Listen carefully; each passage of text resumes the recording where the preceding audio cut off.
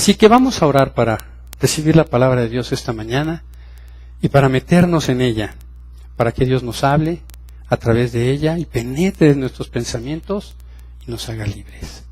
Señor, te damos gracias por este tiempo y gracias por tu presencia en este lugar a través de la vida de mis hermanos, Señor Dios. Gracias, Padre, porque podemos sentirte en medio de nosotros, obrando tu perfecta voluntad en nosotros y por nosotros, Padre. Rogamos, Padre, que tu palabra santa, Señor, que va a ser expuesta esta mañana, penetre en nuestros corazones y nuestro entendimiento, Padre. Que sea tu Espíritu Santo tomando control en este momento de mis pensamientos, de mis palabras, Señor, de mi voluntad, para que tú, Señor, obres en la vida de cada uno de nosotros y nos ministres, Padre, a través de tu palabra. Te ruego por cada uno de mis hermanos para que abras su entendimiento, Señor, y transformes su pensamiento y sus corazones. En Cristo Jesús te lo pido. Amén. Vamos a abrir nuestras Biblias, allí en la palabra de Dios, en la carta que Pablo escribe a Timoteo, en la segunda carta a Timoteo, capítulo 4, y vamos a estar trabajando desde el versículo 1 al versículo 8. Amén.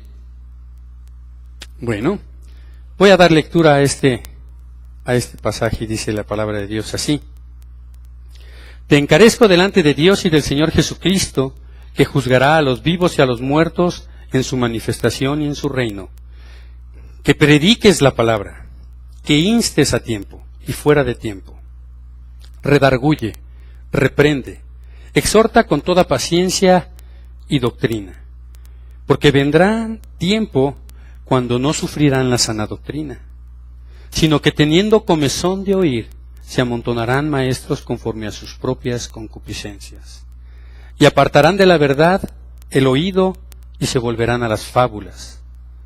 Pero tú sé sobrio en todo, soporta las aflicciones, haz obra de evangelista, cumple tu ministerio, porque yo ya estoy para ser sacrificado, y el tiempo de mi partida está cercano.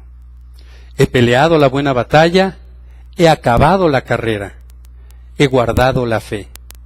Por lo demás, me está guardada la corona de justicia, la cual me dará el Señor, juez justo, en aquel día. Y no solo a mí, sino también a todos los que aman su venida. Después de aproximadamente 30 años que el apóstol Pablo había estado en su ministerio, está llegando al final de sus días. Él sabe que el tiempo está cerca. Él sabe que le costará la vida haber seguido y predicado a Cristo.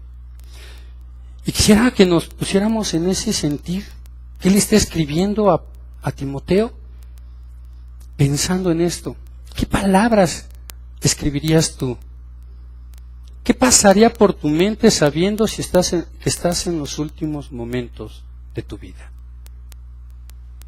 Y eso es a lo que nos remite en este momento Pablo, a que nuestro pensamiento vaya a ese momento y tratemos de alinearnos a ese pensamiento.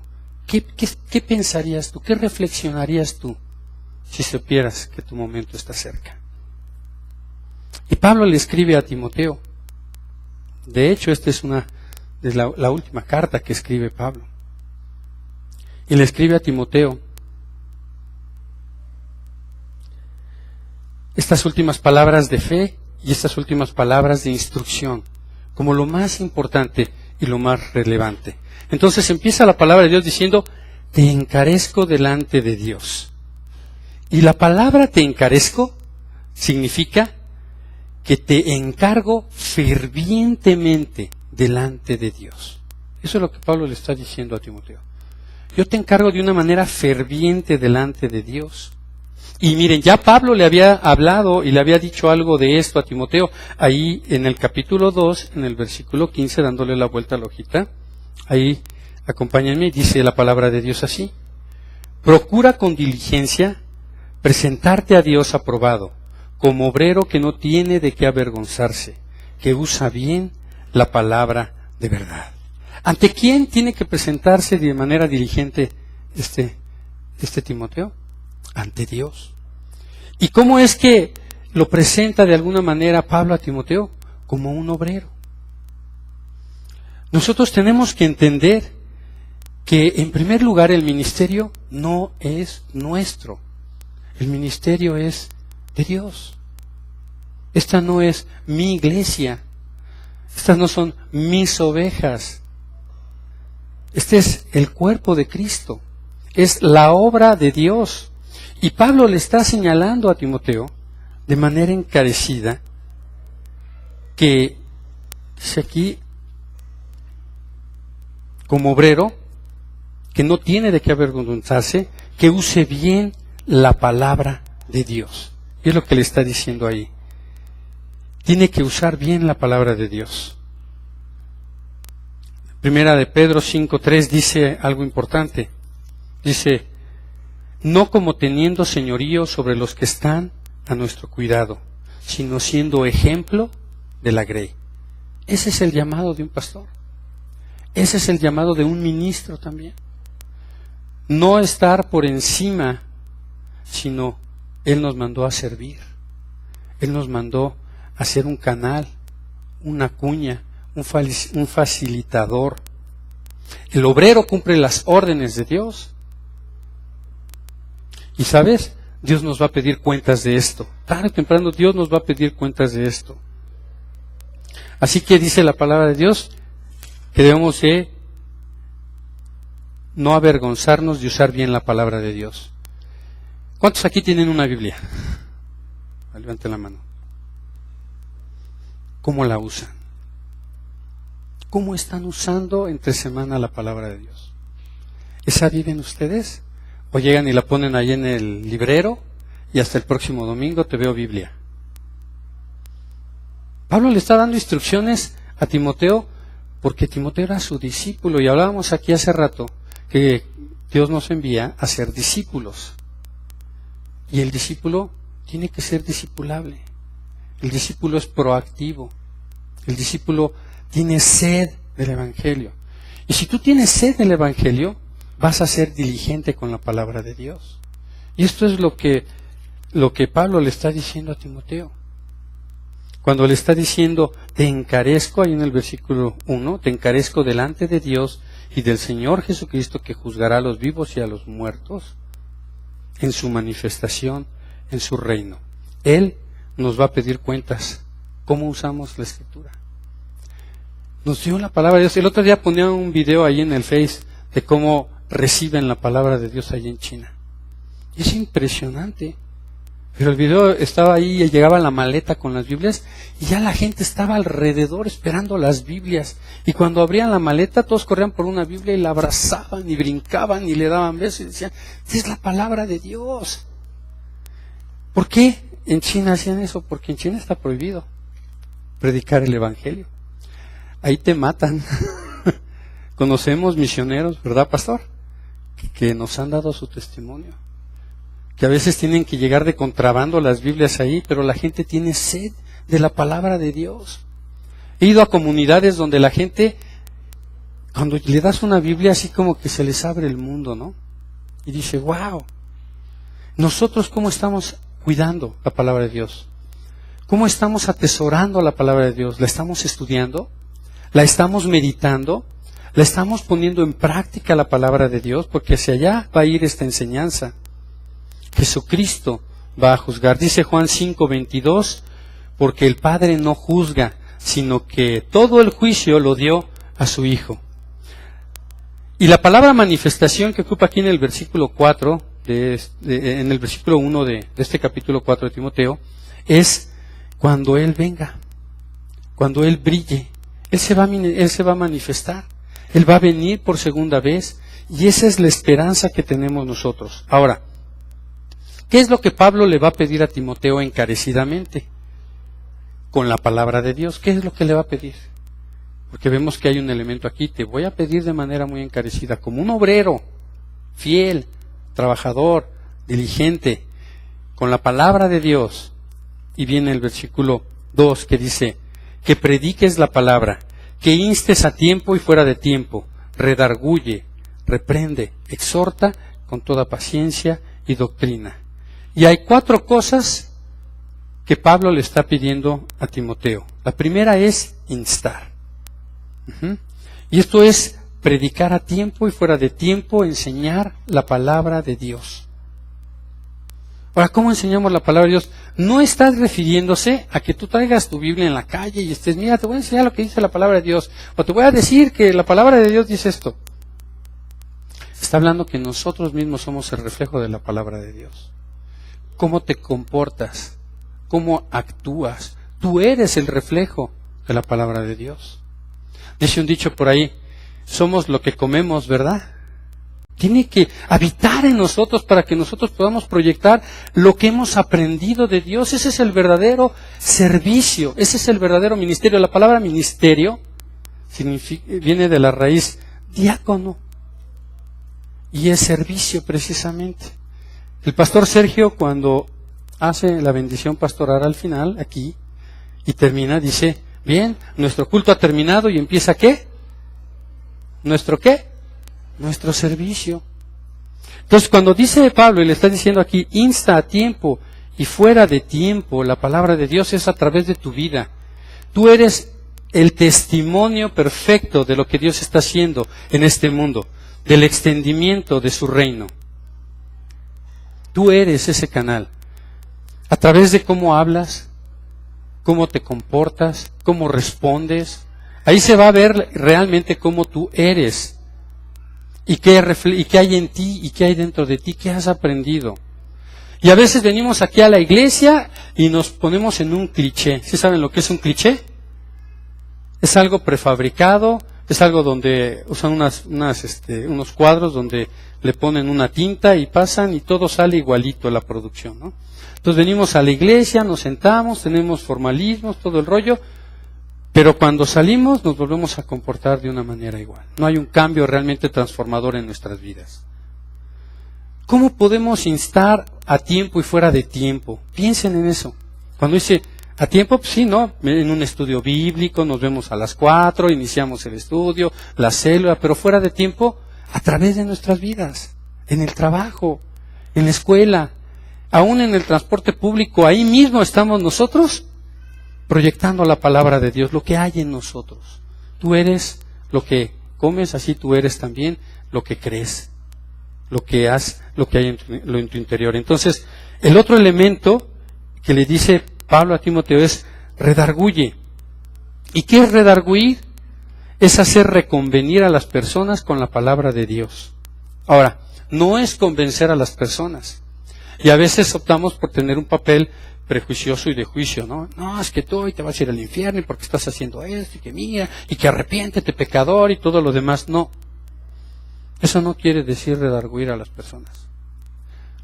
A veces es un poquito como esta noción de estorbar a la gente, ¿no? Estorbamos a la gente para que se vaya alineando. O le reconvenimos a la gente. ¿Sabes qué? La palabra de Dios dice esto, hermano. A mí me ha tocado estar con personas que a veces tengo que disciplinar y no soy yo el que vengo, yo soy el pastor y saco el látigo y ¡pum! Órale, ¿no? El látigo ahí. No. Yo vengo y te digo, mira, lo que tú estás haciendo no te lo digo yo, pero la palabra de Dios dice, se llama así. Y esto va a traer consecuencias en tu vida. Ojo. ¿Para quién es el que hace la obra realmente del convencimiento? El Espíritu Santo. El Espíritu Santo es el que dice la palabra de Dios vino a convencer al mundo de pecado, de juicio y de justicia. Él es el que va a hacer la obra. Entonces cuando dice Pablo redarguye, no es que nosotros vayamos y estemos ahí de justicieros y del zorro, no, sino está diciendo la palabra de Dios que tenemos que nada más reconvenir a la gente. Aguas con esto, ¿no? Tampoco nos debe de enojar si la gente sigue en la necedad, porque finalmente va a haber un tiempo donde Dios va a bregar con esa persona. Tu responsabilidad es redarguirle, tu responsabilidad es instruirle conforme a la palabra de Dios, en tiempo y fuera de tiempo.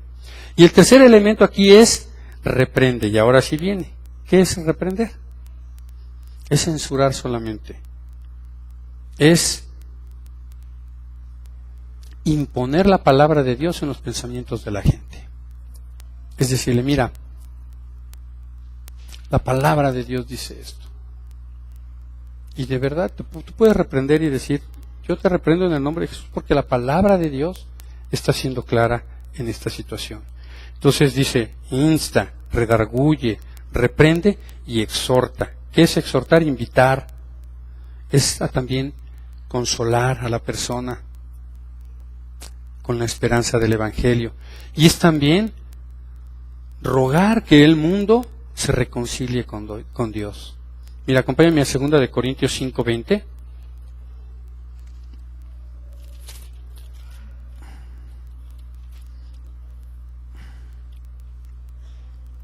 Y dice, así que somos embajadores en el nombre de Cristo.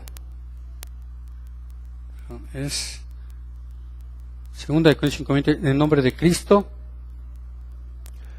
como si Dios rogase por medio de nosotros, os rogamos en el nombre de Cristo, reconciliaos con Dios. Y eso quiere decir también exhortación. Rogar.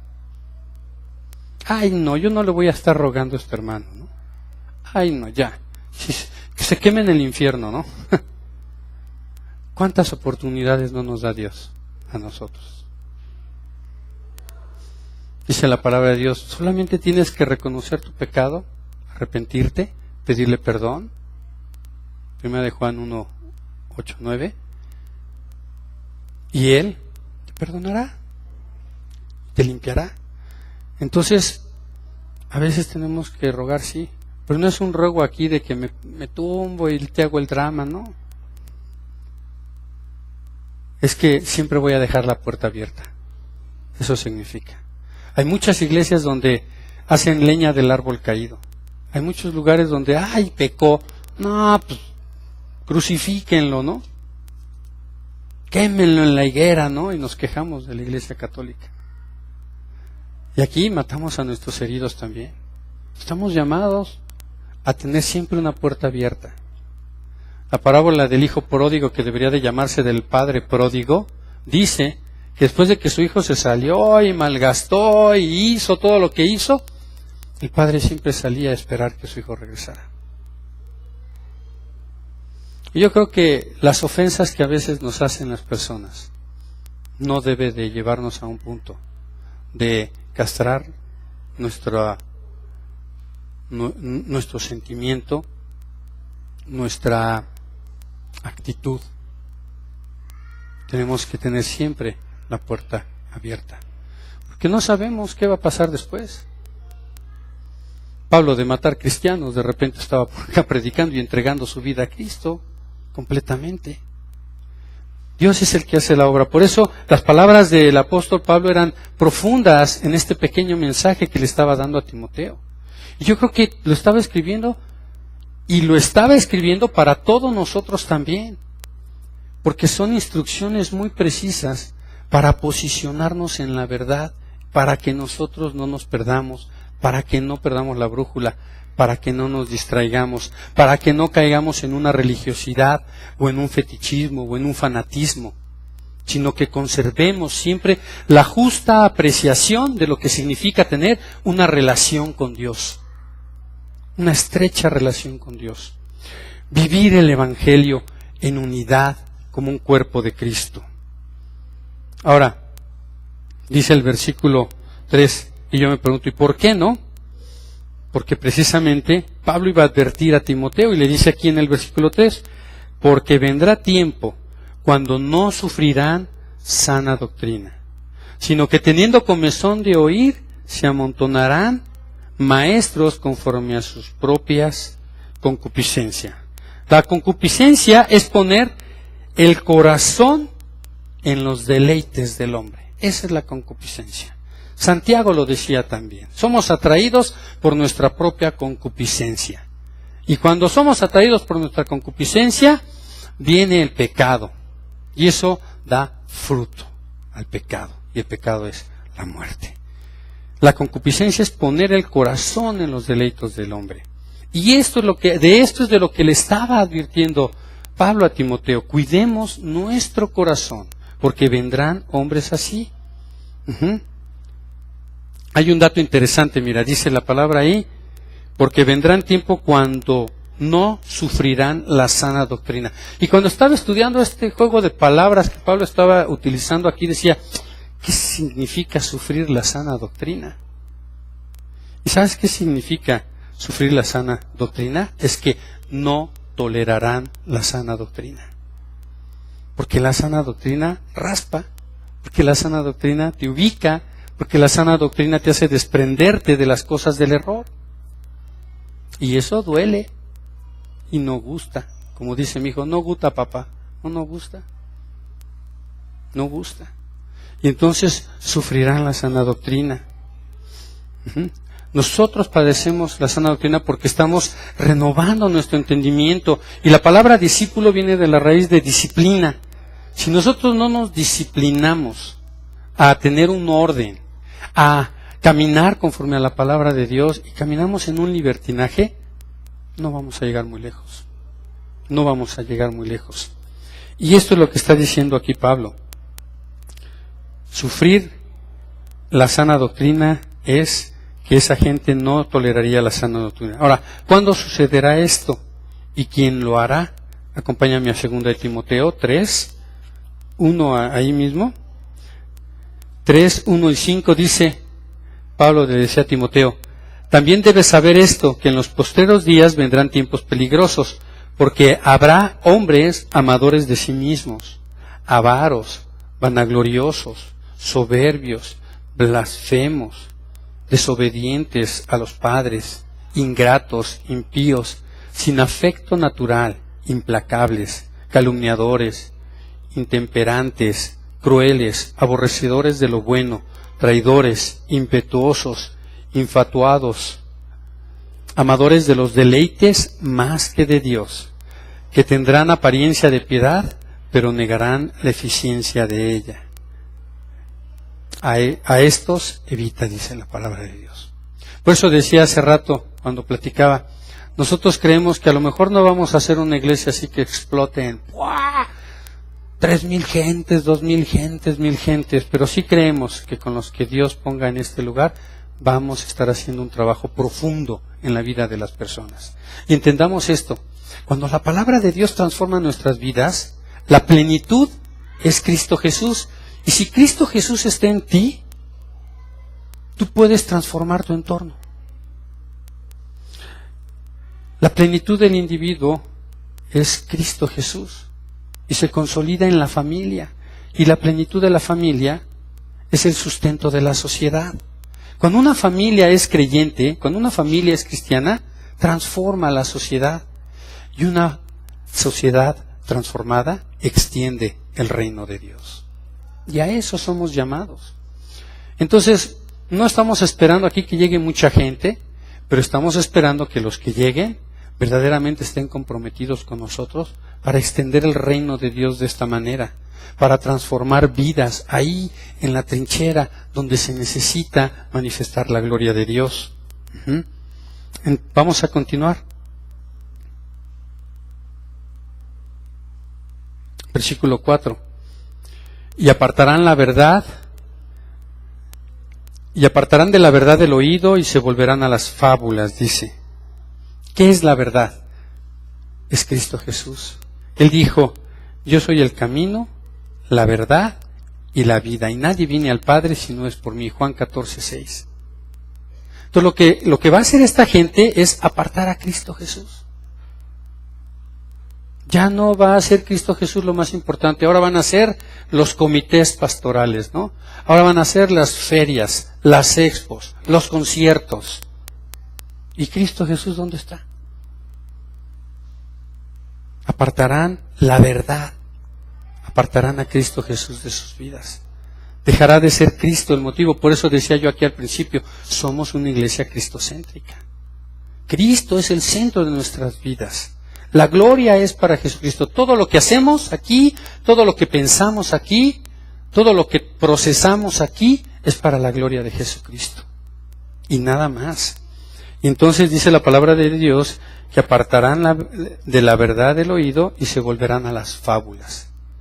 Y de repente vienen con los rollos de que, no hombre, ahora sí viene el pastor que nos va a hablar de no sé qué cuento nuevo, ¿no? Y el otro día le decía a un pastor que dice ser apóstol, decía él, es que tengo el nuevo mensaje. Dios me reveló algo nuevo. Y ahorita ando en una gira y ando predicando porque Dios me reveló esta forma de ver la Biblia y no sé qué. Le digo, mira, la palabra de Dios dice que no hay nada nuevo debajo del sol.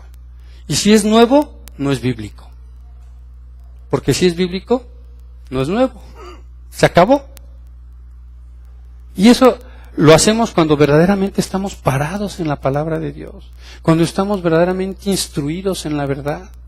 Por eso decía yo al principio, hace ratito, ¿qué haces con tu Biblia? ¿Llegas y la guardas o la estudias? ¿La meditas? A mí me da mucho gusto escuchar a hermanos aquí que me dicen, ¡ay! Eso, yo lo estuve escuchando, lo estuve leyendo entre semana. ¡Ah, qué padrísimo! ¡Qué padrísimo! Saber que están entre semana leyendo la palabra de Dios, que se están cultivando, que están meditando en ella, porque solamente así no vas a apartar tu oído de la verdad. Pero hay mucha gente que se ha apartado de la verdad. Cuidamos mucho la puerta de enfrente y nos gozamos, ¿no? Porque las estadísticas dicen que hay más cristianos en el mundo. Ya hay más cristianos. Todas las agencias misioneras reportan cada año un crecimiento, ¿sí o no, pastor? Y llega, no, pues que la ventana 1040 y que el no sé qué y que el no sé cuál y que ya crecimos más y más, pero la puerta de atrás está abierta. Y muchos están yendo tras estas fábulas, tras estos cuentos, tras estas falsas doctrinas, tras estas falsas enseñanzas de la prosperidad. Mira, hermano, decía Charles Spurgeon, que era un gran predicador ahí en el año 1850, él decía que en el Antiguo Testamento la enseñanza era sobre las promesas de Dios, sobre la prosperidad precisamente, porque el pueblo vivía bajo la ley y tenía que cumplir la ley para recibir todas esas recompensas. Pero en el Nuevo Testamento ya no. ¿Qué crees? El Señor Jesús dijo, en el mundo tendréis aflicción. Y este predicador decía, pero en el Nuevo Testamento el paradigma es la adversidad. Y eso es lo que sufrimos los verdaderos cristianos. Adversidad. Porque incomodamos. ¿Sí me explico? Entonces, muchos cuidan la puerta de adelante, está padrísimo, que vengan más, pero tenemos descuidada la puerta de atrás. Y es ahí por donde la gente se nos está yendo, y se nos está yendo a Pare de Sufrir, y se nos está yendo a ministerios de no sé qué, a seguir a los hombres, y no siguiendo a Cristo, están haciendo a un lado la verdad. Y otro montón de cristianos dicen, no, yo ya no voy a la iglesia. Yo sí conozco de Cristo, todo, pero la verdad, ay no, el pastor hizo esto, los hermanos hicieron esto, ay, todo el mundo hace esto, ¿no? Y dicen, no, yo ya estoy vacunado y no quiero saber nada de los hermanos, porque además a mí me hicieron. Conozco mucha gente. Entre semana fui a comprar unas cosas para unos cables aquí que necesitamos para el equipo de audio. Y me topé con una persona que conocí en una iglesia hace muchos años. Y dice, pues qué gusto que estás aquí, todo el rollo. ¿Y cómo va? No, pues me dice, tengo 10 años de no congregarme. Y le digo, ¿cómo crees? ¿Por qué?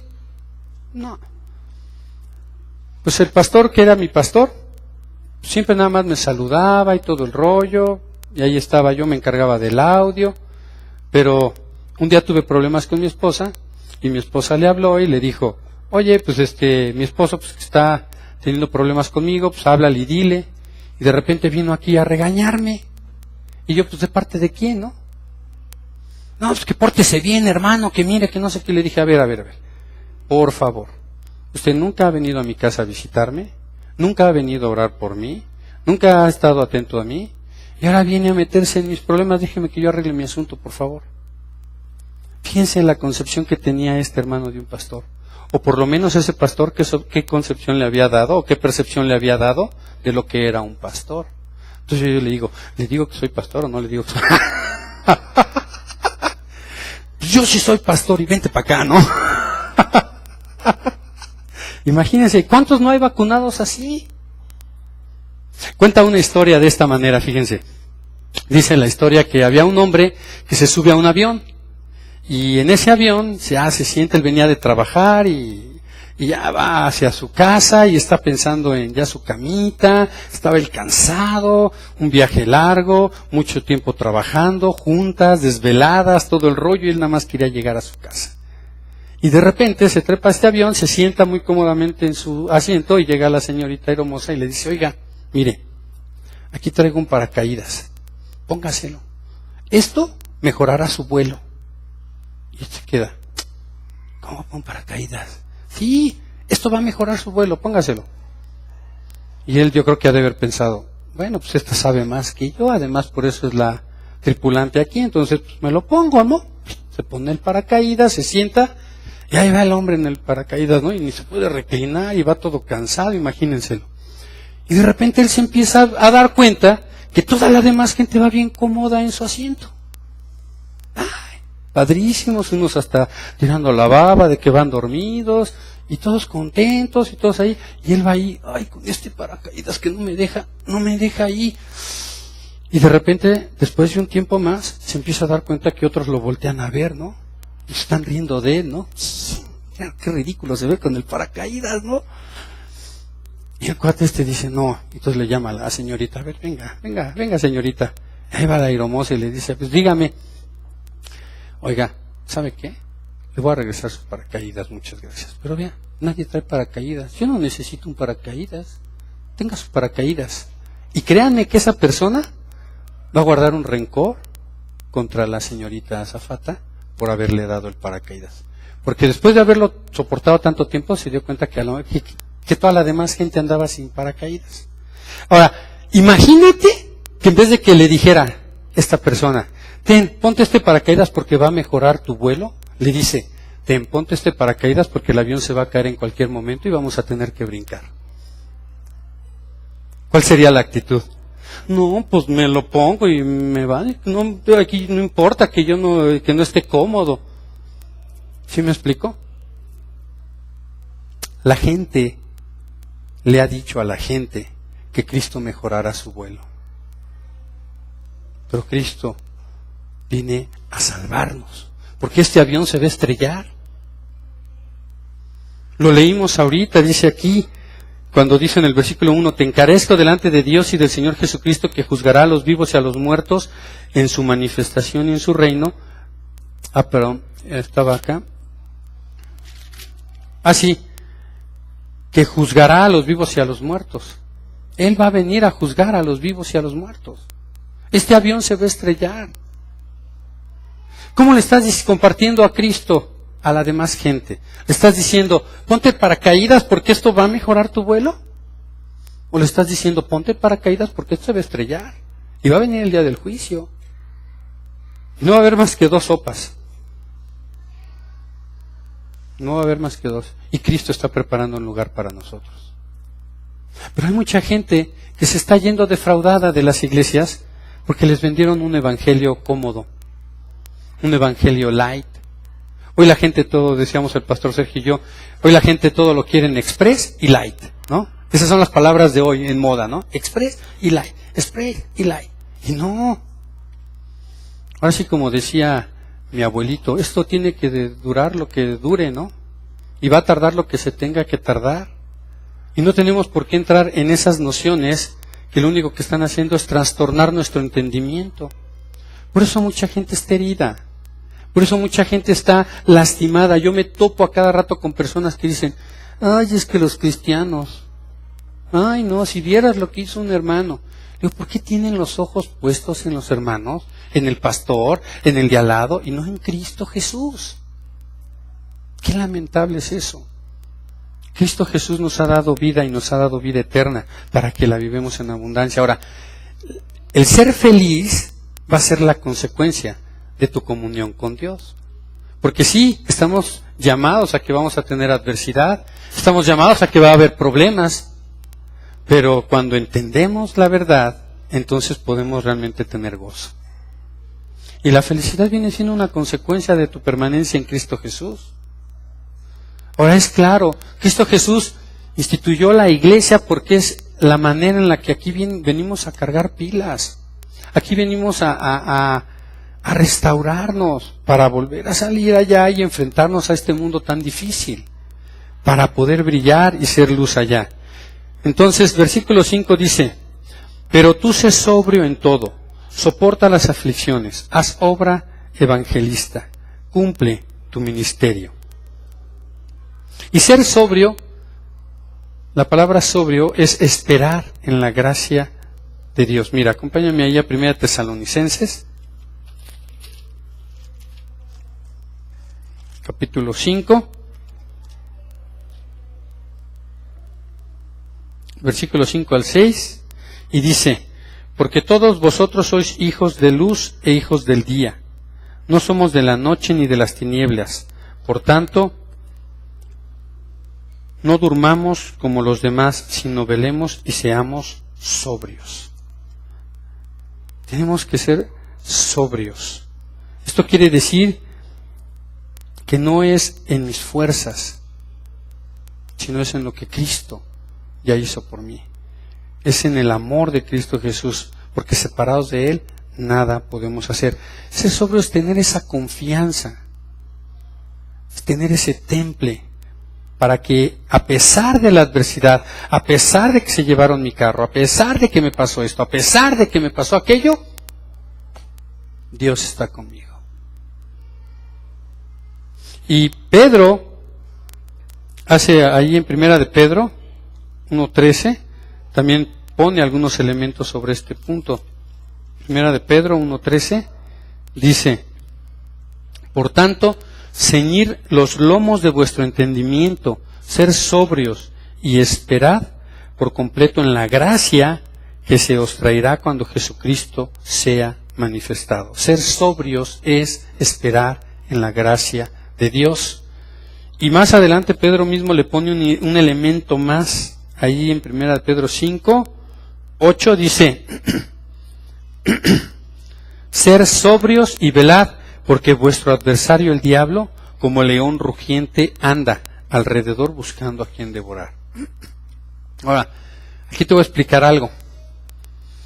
Dice la palabra de Dios que Satanás es el príncipe de la potestad del aire, ¿no? Él se mueve ahí.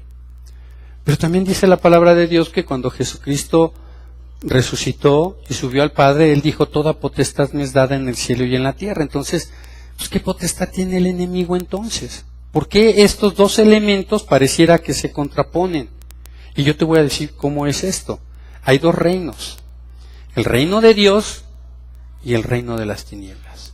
La palabra dice: unos son hijos de Dios y a otros les ha llamado hijos del diablo. Ahora, ¿por qué de la potestad del aire? Porque hay una influencia en el ambiente, en este mundo. El mundo vive en pecado y somos presionados constantemente por este ambiente a caer en el error. ¿Quiénes van a caer? Aquellos que no estén firmes en la palabra de Dios. Por eso dice la Escritura: ser sobrios.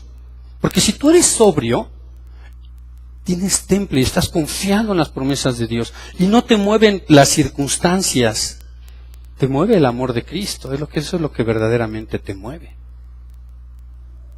Ser sobrio es esperar en la gracia de Dios. Dice la palabra de Dios: bástate mi gracia, porque mi poder se perfecciona en tu debilidad. Entonces no importa que te pase lo que pase. Pero ¿quiénes son los que se van a mover? Aquellos que no se permanezcan sobrios. Entonces viene el león rugiente y devora. Viene Satanás y devora, porque él te va a inclinar, él va a hacer una influencia y te va a decir: sí, mira, no, ya ves, a ver dónde estuvo Dios cuando te pasó esto. No, enójate, sí, peléate, ya no vayas a la iglesia. Mira al hermano cómo pecó, mira aquel cómo cayó, mira qué pasó aquí, ve cómo te trataron, que... Híjole, si tú no eres sobrio, te vas a dejar manipular por las acechanzas del enemigo. Y entonces vas a correr, vas a ser uno más de esa lista que se van por la puerta de atrás. Qué triste y qué lamentable es eso. Entonces regresemos ahí a Timoteo. Dice, pero tú sé sobrio, soporta las aflicciones, haz obra evangelista, dice la palabra de Dios.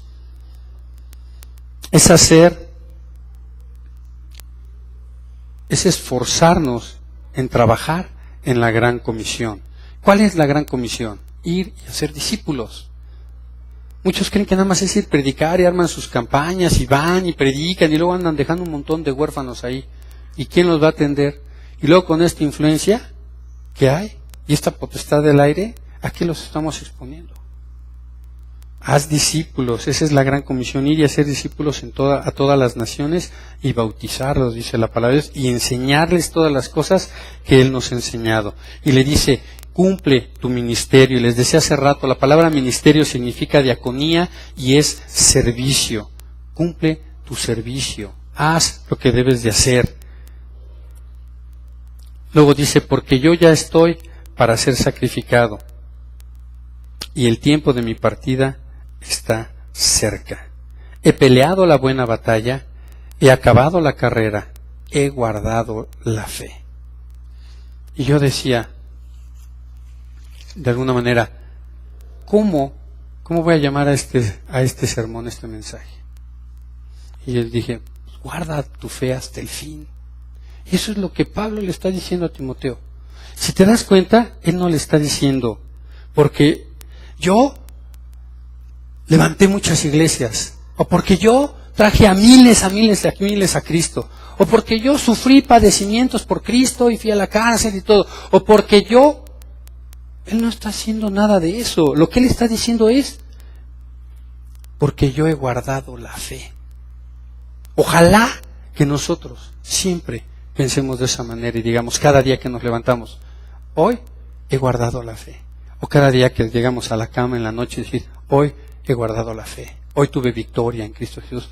Y pensar en esa cruz y pensar en Cristo y decir, Maestro, ¿valió la pena el día de hoy para mí? ¿Fue un día que sumé para tu gloria? ¿Te honré con mis actos, con mi pensamiento, con mis acciones? Y a lo mejor es un momento donde tenemos a lo mejor que ser redarguidos también y transformar nuestro entendimiento con la palabra de Dios y decir, híjole, estas conductas fueron reprobables. Esto que hice no estuvo bien. Ponerte a cuentas con Dios. Pero también ponte a cuentas con aquel que ofendiste. Ponte a cuentas con aquel que le estás haciendo daño. Porque es bien padre, tenemos la costumbre los cristianos, ¿no? Ay, pues total, pido perdón y Dios me perdona.